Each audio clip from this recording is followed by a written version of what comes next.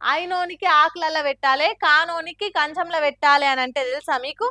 మనకు మేలు చేసినోళ్ళు, దగ్గరోళ్ళు, అయినోళ్ళంతా అంటుముట్టనోళ్ళు అన్నట్టు ఆకులల్లో అన్నం పెట్టి, అదే కీడు చేసేటోళ్ళు, కడుపులో కత్తులు పెట్టుకొని తిరిగేటోళ్ళు మస్తు దగ్గరోళ్ళు అన్నట్టు కంచాలల్లో తిండి పెట్టి మర్యాద చేసుడు అన్నట్టు.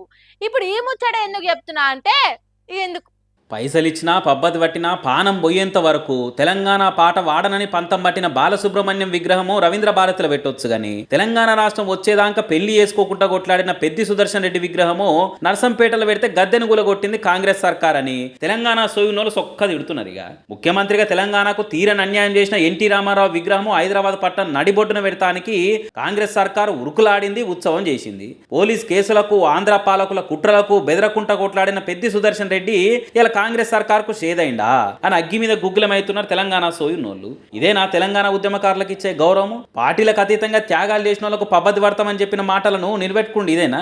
అసలు లెక్కకైతే సర్కారు ముందుకొచ్చి పెద్ది సుదర్శన్ రెడ్డి చేసిన పోరాటాలకు ఇల్విచ్చి పెద్దికి పెద్ద విగ్రహం పెట్టాలి, కానీ విగ్రహ గద్దెకు అనుమతి లేదని రాత్రికి రాత్రే కూలగొట్టి కుప్పయ్యేసిరు. అది కూడా సర్కార్ జాగాలనో, చౌరస్తాలనో, పబ్లిక్ పార్కులనో కాదు, ప్రైవేట్ జాగాల పెద్ది సుదర్శన్ రెడ్డి విగ్రహానికి గద్దె కడుతుంటే ఇట్లా చేసిరట.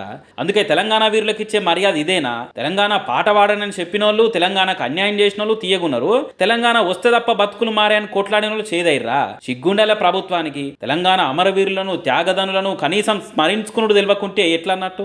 కాంగ్రెస్ సర్కారు అధికారిక లాంఛనాలతోనే అంత్యక్రియలు చేస్తామని చెప్పి పేలను తుప్పు పట్టిన తుపాకులు తెచ్చి అట్లా అవమానం పాల్చేసిర్రు. ఇప్పుడు విగ్రహానికి గద్దె కడుతుంటే కూలగొట్టి ఇట్లా గౌరవపరిచిర్రు. పక్క రాష్ట్ర పోలకు ఇచ్చే మర్యాద సొంత రాష్ట్రం కోసం పోరాన్నోళ్ళకి లేకపాయ. యో దేవుడా, ఏసోటి రోజులు వచ్చే కదరా తెలంగాణకు అని పెద్ద విగ్రహం కూలగొట్టిరని తెలిసి ఆగ్రహం కక్కుతున్నారు తెలంగాణ వాదులు. మరి ఇప్పటికైనా సర్కార్ తప్పు సరిదిద్దుకొని పెద్ది సుదర్శన్ రెడ్డి విగ్రహాన్ని కట్టే తాందుకు ముందుకొస్తుందో, లేకుంటే తెలంగాణ జనాలకు ఇంకింత కోపం వచ్చేటట్టు చేస్తుందో చూడాలిగా.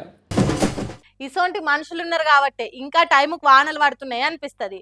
మనుషులలో మానవత్వం ఇంకా బతికే ఉండి బ్రాండెడ్ బట్ట కడుతుంది కావచ్చు అనిపిస్తుంది. అందరు స్వార్థం చూసుకునేటోళ్ళే కాదు, మంది సొమ్ము మనకెందుకు అనుకునేటోళ్ళు కూడా ఆడాడి ఇంకా మిగిలే ఉన్నారు అనిపిస్తుంది. నీ అనిపించుడు సాలకుండా ఇంతకెవరు మానవత్వం చూపించిండ్రు, ఏం మంచి పని చేసిండ్రో చెప్తే ముచ్చట చూపిస్తే మాకు కూడా ఏమనిపిస్తుందో చెప్తాం కదా అంటారా? అయితే చూసేయండి. మనది కానిది ఆటనైనా మనకొద్దు అనుకునేటోళ్ళు ఎంతమంది ఉంటారు చెప్పురు ఈ రోజుల్లో. అసొంటిది 2 లక్షల రూపాయలతో కలకలలాడుతున్న బ్యాగు కండ్ల ముగ్గట కానొస్తే ఉత్త ఊకుంటారా? కానీ ఈ కండక్టరు డ్రైవర్ అను ఊకునుడే కాదు, ఆ సొమ్ము ఇవ్వలదో వాళ్ళకి అప్ప చెప్పిరు కూడా. ఇట్లా నిజాయితీ చాటుకొని నిలబడ్డ ఈయనే మేడ్చల్ బస్ డిపో కండక్టరు. ఇక ఈయననే ఆ పైసలు పోగొట్టుకున్న ఆయన. ఇక ముచ్చటేందో ఈ అన్న చెప్తాడు నూరి. నేను ప్రశాంత్, నేను సాఫ్ట్వేర్ ఇంజనీర్ చేస్తాను. నిన్న రాత్రి నేను ఇంటికి పోయే దారిలో కేబిఎస్పీ టు ప్యాట్ని టికెట్ తీసుకున్నాను. నేను 1:15కి కేబిఎస్పీలో బస్ ఎక్కాను. 1:45కి ప్యాట్నీలో దిగే సమయంలో నేను బ్యాగ్ మర్చిపోయాను బస్సులో. సో నేను జేబీఎస్లో ఉన్న దానికి ఎంక్వైరీకి పోయాను, ఇక్కడికి వెళ్ళాను. కాకపోతే ఇక్కడ కూడా పోలీస్ స్టేషన్లో కూడా కంప్లైంట్ ఇచ్చాను. డ్రైవర్ అండ్ కండక్టర్ గారు ఫోన్ చేసేసి మీది ఇక్కడ మాకు వచ్చేసిందని చెప్పేసి డిపోలో హ్యాండ్ ఓవర్ చేశారు, మేడ్చల్ డిపోలో. సో ఇవాళ మాకు వచ్చేసాక చూసుకుంటే మాకు అన్ని రకాల ఏమేమైతే బ్యాగ్లో ఉన్నాయో, ల్యాప్టాప్, 2 lakhs ప్లస్ క్యాష్, అన్ని రకాల వస్తువులు మాకు హ్యాండ్ ఓవర్ చేశారు. ఇలా చేసినందుకు డ్రైవర్ గారికి, కండక్టర్ గారికి, సిఐ సార్ గారికి, ఎంటైర్ స్టాఫ్ కి ధన్యవాదాలు. 2 లక్షల రూపాయలు ల్యాప్టాప్ మర్చిపోయి బస్సు దిగి 2 జేబుల చేతులు పెట్టుకుంటూ నడుచుకుంటూ ఓడేందయ్యా స్వామి.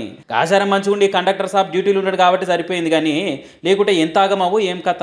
నువ్వు చెప్పే కండక్టర్ అన్న బ్యాగ్ ఎట్లా దొరికింది, ఏం కథ? కూడా టు సికింద్రాబాద్ స్టేషన్ వెళ్తుండగా ఒక ప్యాసింజరు ప్రశాంత్ అనే వ్యక్తి ఆ యొక్క బ్యాగ్ మర్చిపోయారు. మేము రిటర్న్ లో వస్తుండగా బ్యాగ్ చూసేసరికి మా దగ్గర పెట్టుకొని తెల్లారి మార్నింగ్ మా డిపో మేనేజర్ గారికి మరియు సిఐ గారికి ఇంటిమేషన్ ఇచ్చాము. ఆ యొక్క బ్యాగు, క్యాష్ 2 lakhs, ల్యాప్టాప్, 2 పర్సులు ఇవన్నీ హ్యాండ్ ఓవర్ చేయడం జరుగుతుంది. చూసిరా, ఒక్కో కండక్టర్ అయితే టికెట్ వెనక సిల్లర్ రాసి కూడా కావాలనే ఏరు అనుకుంటా కసురుకుంటారు పబ్లిక్. అసొంటి కండక్టర్లల్లా ఇగో ఇట్లా 2 లక్షల రూపాయల రూపాయి కూడా మిస్ కాకుండా చేతికే అప్పచెప్పి ఒకళ్ళ కష్టం మనకెందుకు అనుకునే మంచి మనుషులు కూడా ఉన్నారు. ఇక అన్నిటిదాన అన్నిసార్లు ఇటువంటి కండక్టర్లు ఉండరు, కాలం ఎప్పుడు ఒక తీరుగు ఉండదు కాబట్టి జర బస్సుల్లో బ్యాగులు వేసుకుని రాంగా పోంగా యాత్తోని పైలంగా ఉండరు. ఏమంటున్నాం?